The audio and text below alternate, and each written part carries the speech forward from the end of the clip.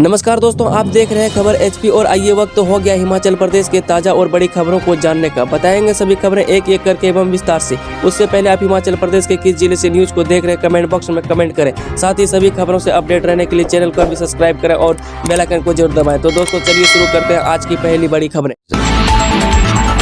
Outsource कर्मियों की सेवाएं 30 जून तक जारी रहेंगी, सरकार ने जारी किए निर्देश। हिमाचल प्रदेश के सरकारी स्वास्थ्य संस्थानों में आउटसोर्स के तहत रखे गए कर्मचारियों की सेवाएं 30 जून तक बढ़ा दी गई है।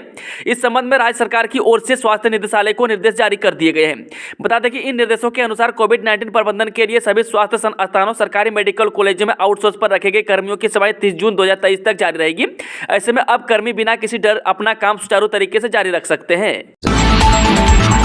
कैबिनेट सब कमेटी में 70,000 पद खाली। शिक्षा विभाग में सबसे पहले भर जाएंगे 20,000 पद।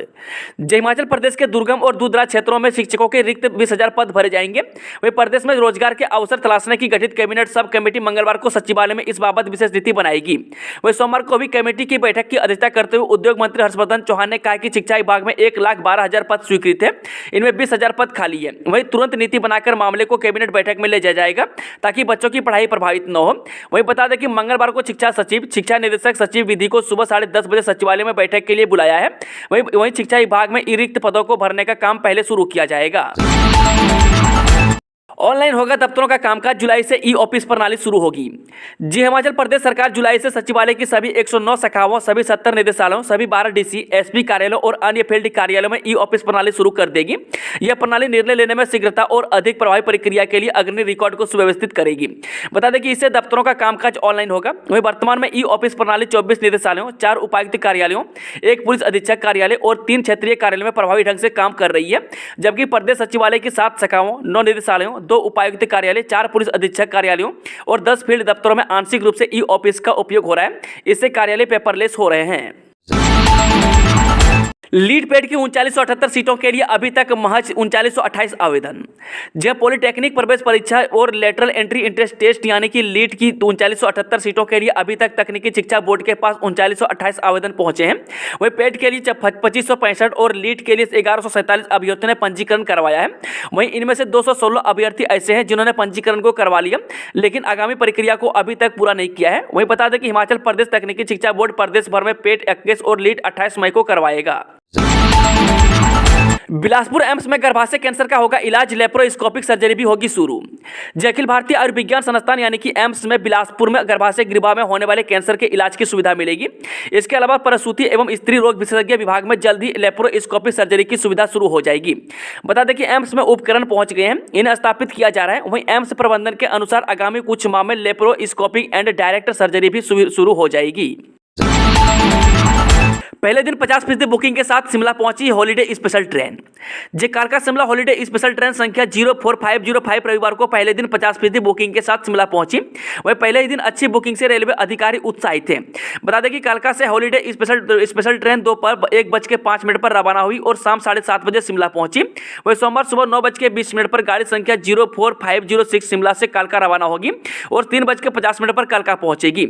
वहीं अनरिजर्व मेल एक्सप्रेस श्रेणी के चलते इस गाड़ी की ऑनलाइन बुकिंग की सुविधा नहीं है। वहीं काउंटर से इस गाड़ी की टिकट ली जा सकती है। हिमाचल में बड़ा प्रशासनिक फेरबदल, 16 आईएएस और 16 एचएएस अफसरों के तबादले। हिमाचल प्रदेश सरकार ने बड़ा प्रशासनिक फेरबदल किया है। 16 आईएएस और 16 एचएएस अफसरों के तबादले आदेश जारी किए हैं। वहीं आईएएस अधिकारी सुमित खिमटा को सिरमौर और राहुल कुमार को लाहौल स्पीति का उपायुक्त नियुक्त किया गया है। वहीं सोमवार को प्रदेश सरकार ने 11 आईएएस अधिकारियों के तबादले किए हैं। वहीं 5 अधिकारियों को अतिरिक्त कार्यभार सौंपा गया है।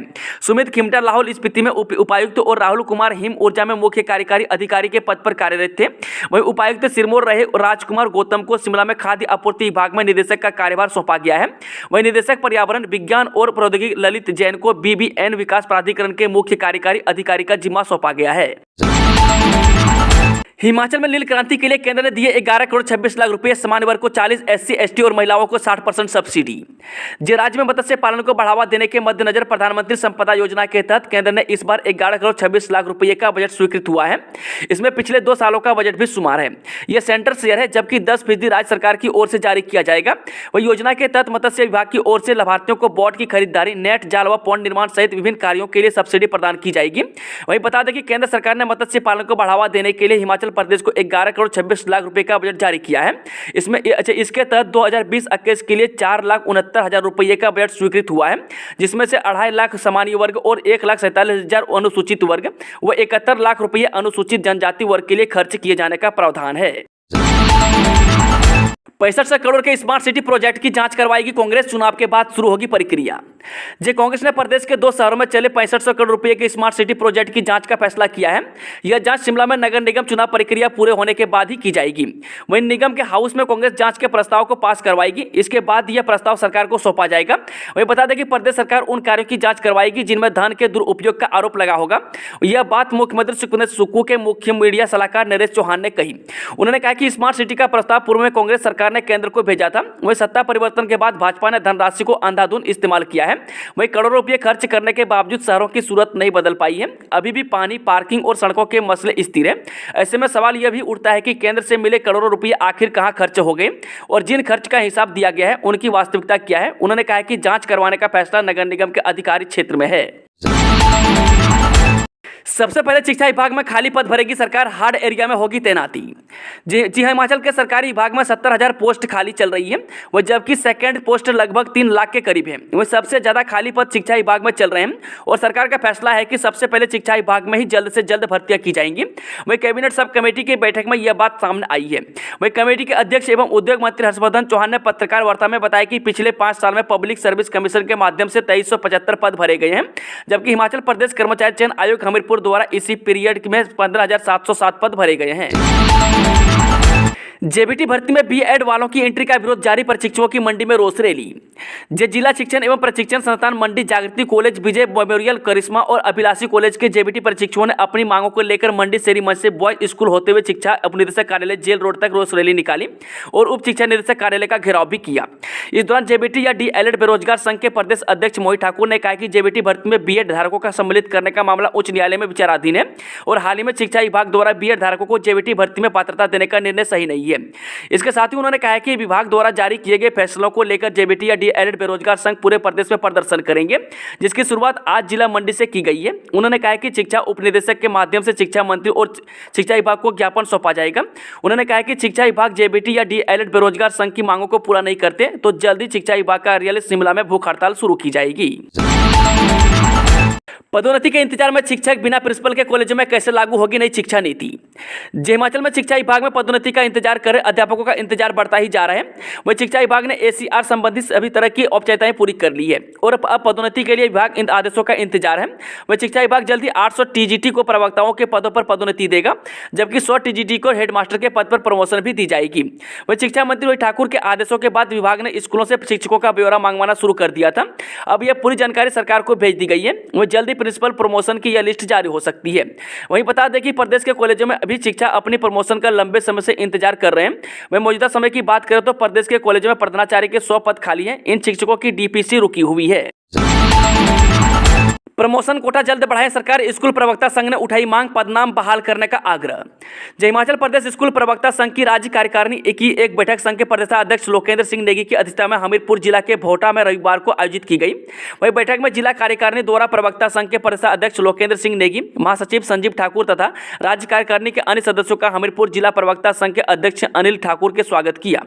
वहीं राज्य महासचिव संजीव ठाकुर ने मंच का संचालन करते हुए सबसे पहले बैठक का एजेंडा सदन में पेश किया। इसके अलावा प्रवक्ताओं की विभिन्न मांगों पर भी चर्चा की गई। वहीं मांगों में प्रधानाचार्य पद हेतु प्रवक्ताओं का पदोन्नति कोटा बढ़ाना, प्रवक्ता नियु से प्रवक्ता पदनाम बहाल करना, वहीं प्रधानाचार्य की पदोन्नति सूची शीघ्र जारी करना। इन सभी मांगों को लेकर सभी जिला अध्यक्षों ने अपने जिला का पक्ष सदन में रखा। उसके उपरांत प्रदेशाध्यक्ष लोकेंद्र सिंह नेगी ने अपने विचार रखे। शिक्षा मंत्री बोले कांग्रेस जीत की हैट्रिक लगाएगी, बीजेपी में गुटबाजी। 2 मई को शिमला नगर निगम के चुनाव है। वहीं कांग्रेस बीजेपी ने चुनाव में जीत के लिए पूरी जान झोंक दी है। वहीं 30 अप्रैल को नगर निगम चुनाव के लिए चुनाव प्रचार थम जाएगा। इससे पहले दोनों पार्टियों ने जनता को लुभाने के लिए अपनी पूरी ताकत लगा दी है। वहीं शिमला नगर निगम के चुनाव को लेकर बीजेपी कांग्रेस दोनों ही पार्टियां अपनी अपनी जीत को लेकर ताल ठोक रही है। वहीं हिमाचल प्रदेश सरकार में शिक्षा मंत्री रोहित ठाकुर ने दावा किया है कि कांग्रेस पार्टी शिमला नगर निगम का चुनाव जीतकर जीत की हैट्रिक लगाने जा रही है। उन्होंने कहा कि कांग्रेस ने साल 2021 में उपचुनाव, 2022 में विधानसभा चुनाव जीता और अब 2023 में कांग्रेस नगर निगम शिमला का चुनाव जीतने जा रही है। हिमाचल में डेंटल क्लिनिक खोलने पर मिलेगा 50% अनुदान। सीएम बोले हर आदमी को रोजगार देना संभव नहीं। राज्य सरकार ने डेंटल क्लिनिक खोलने के लिए 50% राशि अनुदान पर देने का निर्णय लिया है। यह बात सीएम सुखविंदर सिंह सुक्खू ने रविवार को मंडी के स्वीकृति सदन में हिमाचल मेडिकल ऑफिसर एसोसिएशन के रजत जयंती पर आयोजित 2 दिवसीय सम्मेलन के समापन समारोह को संबोधित करते हुए कही। उन्होंने कहा कि हर व्यक्ति को सरकारी क्षेत्र में रोजगार दे पाना संभव नहीं है, इसलिए लोगों को स्वरोजगार से जोड़ने के लिए सरकार राजीव गांधी स्वरोजगार योजना को लेकर आई है। इस योजना के तहत यदि कोई डेंटिस्ट अपना डेंटल क्लिनिक खोलना चाहता है तो उसमें इस्तेमाल होने वाले उपकरणों की खरीद पर सरकार की तरफ से 50% का अनुदान दिया जाएगा। दूरदराज इलाकों के शिक्षण संस्थानों में भर्ती को लेकर सरकार बनाएगी पॉलिसी। शिक्षा विभाग में 16,000 पद खाली। हर्षवर्धन चौहान। जहां प्रदेश के सरकारी विभागों और वार्डों निगमों करीब 70,000 पद खाली चल रहे हैं, जिनमें से अकेले शिक्षा विभाग में 16,000 पद रिक्त पड़े हुए हैं। वही शिक्षा विभाग के तहत अधिकतर खाली पद दूरदराज इलाकों में है। वही कैबिनेट सब कमेटी इन इलाकों में शिक्षकों की भर्ती और तैनाती को लेकर पॉलिसी बनाएगी। बता दें कि रोजगार के लिए बनी कैबिनेट सब कमेटी की आज एक बैठक हुई, जिसमें सरकारी विभागों में खाली पड़े पदों पर भर्तियों को लेकर चर्चा की गई। वही उद्योग मंत्री हर्षवर्धन चौहान की अध्यक्षता में बनी सब कमेटी की इस बैठक में बागवानी मंत्री जगत सिंह नेगी, शिक्षा मंत्री रोहित ठाकुर शामिल रहे। बंदर के डर से घर की तीसरी मंजिल से गिरी युवती, आईजीएमसी अस्पताल में मौत। राजधानी शिमला में बंदर जानलेवा होते जा रहे हैं। वही बंदरों के डर से कई मौतें हो चुकी है। वही ताजा मामले राजधानी शिमला के उपनगर टूटू के टांडा में 20 साल युवती की भवन की तीसरी मंजिल से गिरकर मौत हो गई है। वही हादसा सोमवार दोपहर 4:30 बजे के करीब पेश आया। वही युवती घर की छत पर थी। इसी दौरान वहां पर एक बंदर ने उस पर हमला कर दिया। वही बंदर के हमले के डर से वह वहां से भागने लगी। इस दौरान उसका संतुलन बिगड़ गया और वह भवन की छत से नीचे गिर गई। हिमाचल में 209 नए कोरोना पॉजिटिव सक्रिय मामले, 1406। हिमाचल प्रदेश में सोमवार को 3668 लोगों के कोरोना की जांच के लिए सैंपल लिए गए। इनमें से 209 लोगों के रिपोर्ट पॉजिटिव आई है। वहीं साथ ही प्रदेश में कोरोना सक्रिय मरीजों की संख्या 1406 हो गई है।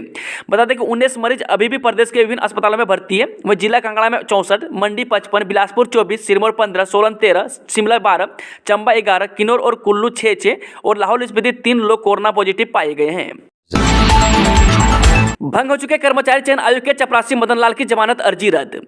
पेपर लीक मामले में भंग हो चुके हिमाचल प्रदेश कर्मचारी चयन आयोग हमीरपुर के आरोपी चपरासी मदन लाल को न्यायालय से राहत नहीं मिली।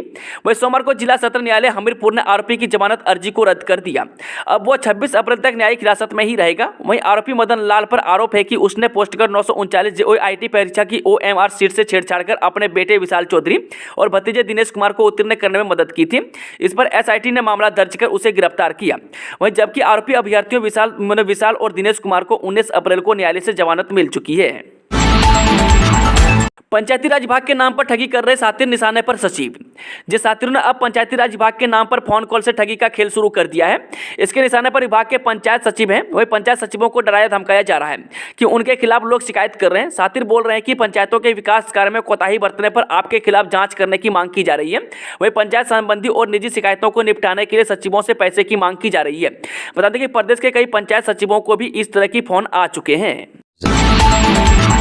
अमृतपाल की गिरफ्तारी के बाद प्रदेश में अलर्ट, सीमाओं पर बढ़ाई चौकसी। पंजाब के मोगा से खालिस्तानी समर्थक अमृतपाल सिंह की गिरफ्तारी के बाद हिमाचल प्रदेश में अलर्ट जारी किया गया है। वहीं पंजाब हरियाणा से सटे हिमाचल के बॉर्डर एरिया में चौकसी बढ़ा दी गई है। बता दें कि बिलासपुर, कांगड़ा, ऊना, सोलन, सिरमौर और सीमांत क्षेत्रों में नाकों पर चेकिंग के बाद ही वाहनों को प्रवेश करने दिया जा रहा है। चलिए वो चलते हैं आज की आखिरी खबर। कहां उठी रूह, नशेड़ी ने 4 साल की बच्ची से किया दुष्कर्म, बेड के नीचे खून से लथपथ मिली लाश। उत्तर प्रदेश में बुलंदशहर जिले के जहांगीराबाद कस्बे में बीती रात एक नशेड़ी युवक ने 4 वर्ष की मासूम के साथ बलात्कार कर हत्या कर दी। वहीं वरिष्ठ पुलिस अधीक्षक श्लोक कुमार ने सोमवार को बताया कि कस्बा जहांगीराबाद के मोहल्ला पाठक नई बस्ती में रविवार शाम मासूम अपने घर के सामने खेल रही थी, जो अचानक गायब हो गई थी। वहीं 3 घंटे तक बच्ची जब नहीं मिली तब परिजनों ने तलाश शुरू कर दी। इस दौरान परिजन तलाश करते हुए रात्रि 8 बजे जब पड़ोसी सम्मी मिस्त्री के मकान में पहुंचे तो वहां एक कमरे में खून से लथपथ निर्वस्त्र बालिका मृत अवस्था में बेड के नीचे पड़ी हुई थी। वहीं जबकि फहीम बेहोश अवस्था में बेड पर लेटा हुआ था। वहीं बता दें कि पुलिस ने आरोपी को गिरफ्तार कर लिया है। वहीं मृतक बच्ची के परिजनों ने बताया कि आरोपी फहीम ने कुछ दिन पूर्व अपनी भतीजी के साथ भी दुर्व्यवहार कर चुका है। दोस्तों, आज की खबरों का सिलसिला समाप्त होता है। अगर जानकारी पसंद आई तो वीडियो को लाइक, शेयर, चैनल को सब्सक्राइब जरूर करें और कमेंट बॉक्स में कमेंट करके बताएं कि आप न्यूज़ को किस जिला पंचायत से देख रहे हैं। Thank you, all the best. जय हिंद, जय हिमाचल।